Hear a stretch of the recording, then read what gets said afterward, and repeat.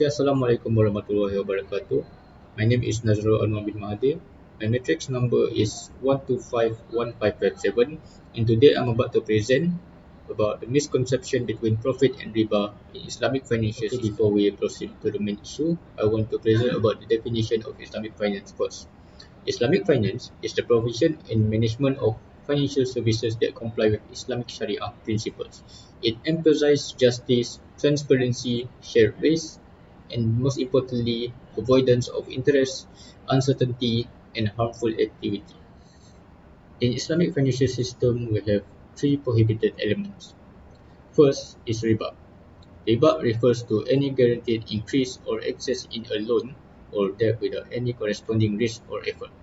It is commonly associated with interest charged on loans.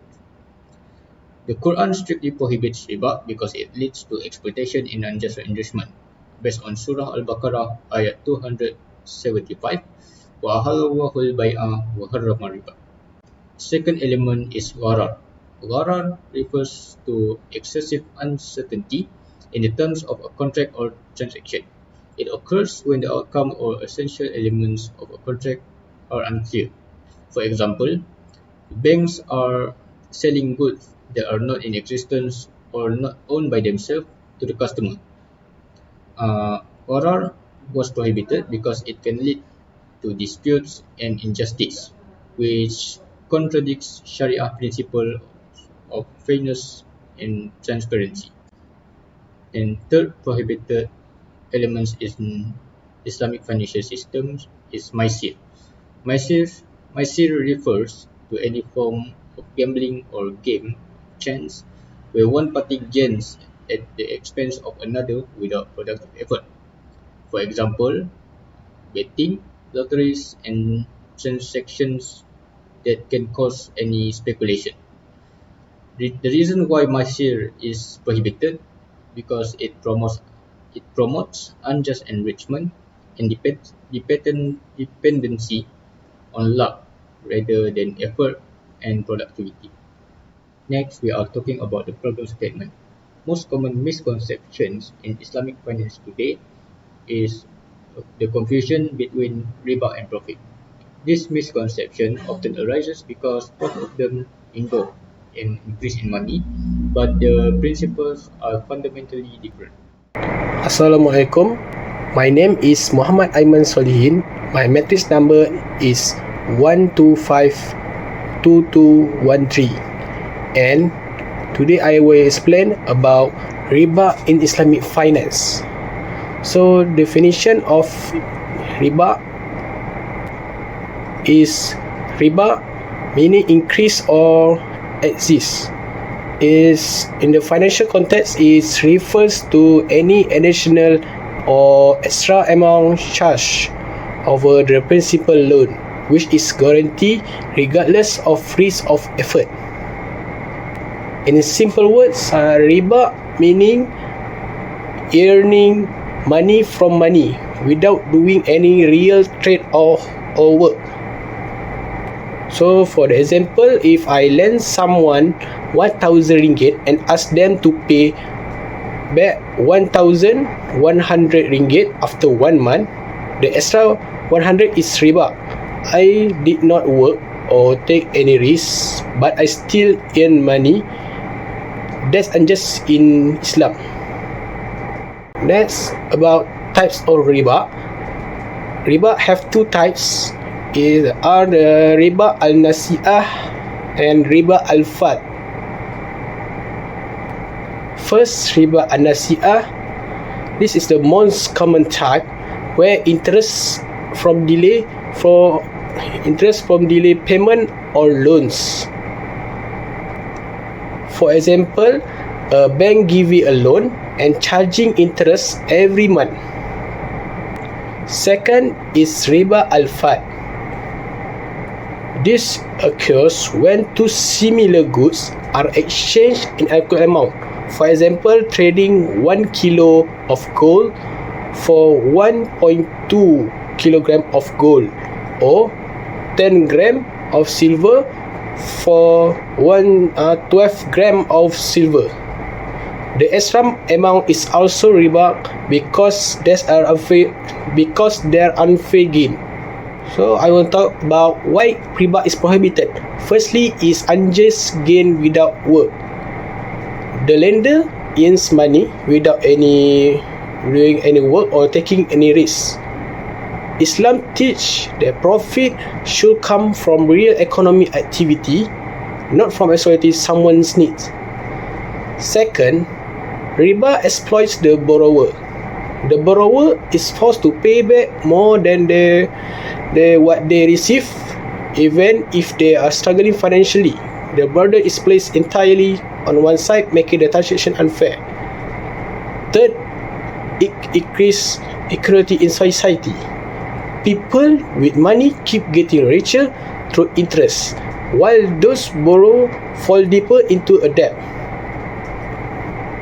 Lastly, fourth, riba leads to greed and oppressions. When people can earn guaranteed profit without effort, it encourages selfishness. The focus becomes money, not fairness or helping others.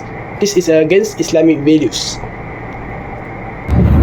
Assalamualaikum, my name is Muhammad Izra Fizi and my metric number is 1253119. I will explain about the comparison between profit and riba. Firstly, in the term of nature, profit comes from real business and investment activity. There is effort, value creation and actual economic activity involved. Meanwhile, riba is an extra amount charged on loan without any productive activities. It is purely an additional charge for lending money. When we look at risk, profit involves share between the parties. If there is profit, both benefit. If there is loss, both may bear it. However, in riba, the lender takes no risk at all. The gain is guaranteed, even if the borrower's loss. The third one, in Islam, profit is permissible halal as long as the transaction is fair and transparent.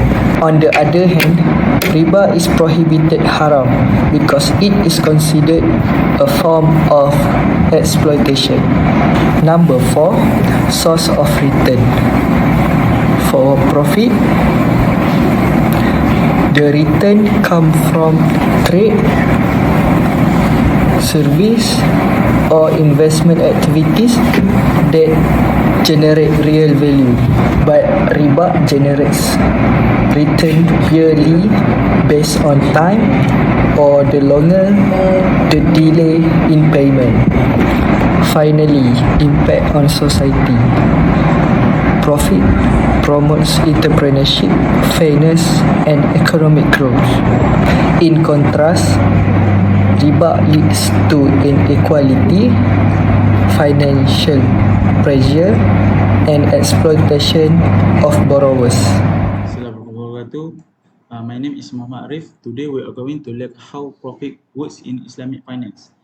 And now how it different from riba or interest. First, profit in Islamic finance is fundamentally different from riba because riba or interest is prohibited because it guarantees a return without involving any real risk or economic activity. In other words, money is made from money alone without contributing anything of value. In contrast, profit is halal or permissible when it earned through legitimate trade, real effort and value creation. Islamic finance encourages business activity that benefit society and create real economic growth. So what exactly is halal profit? Halal profit refers to earning that come from actual economic transaction.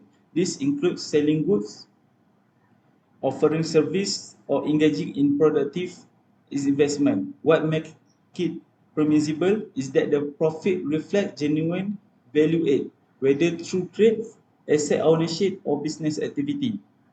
Okay, importantly, halal profit never come from lending money and charging a guaranteed return. Instead, it must come from something real, something productivity, and something that involves effort and responsibility.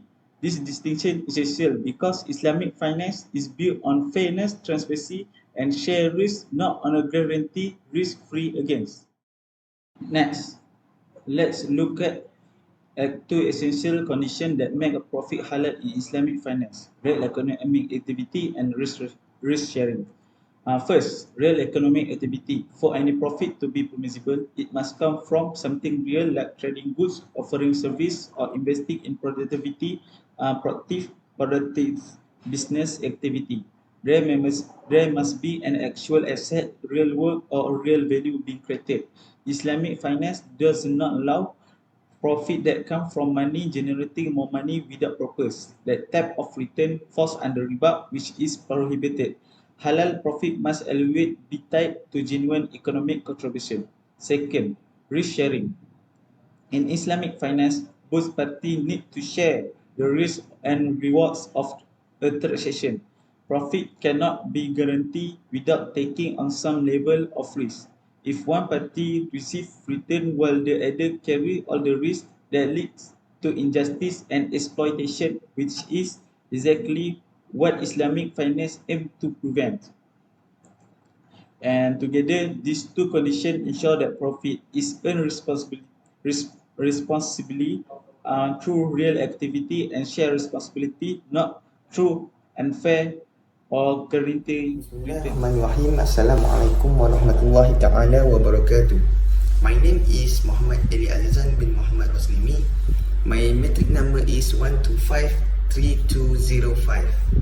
Now today, I want to discuss about impact of misunderstanding in Islamic finance.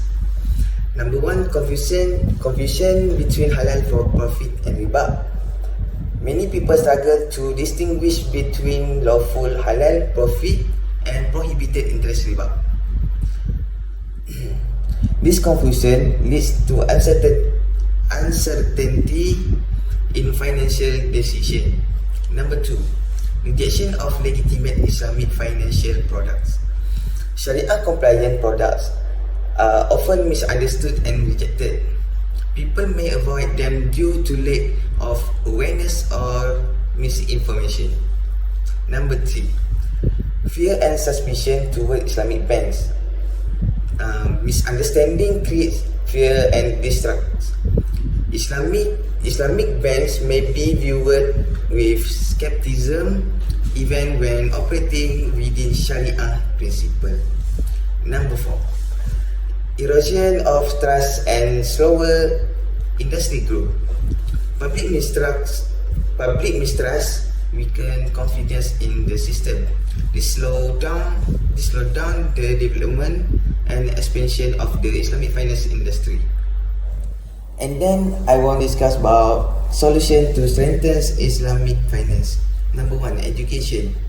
Education can improve public understanding of Islamic financial principle. It also promotes financial literacy through workshop, media and schools. Number two, transparency.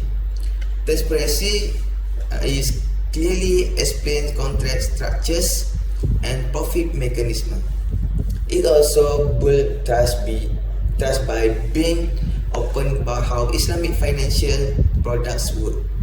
Number three, strong Sharia governance. Strong Sharia governance also ensure continuous monitoring to prevent riba elements. It can strengthen oversight by qualified Sharia scholars. Number four, collaboration.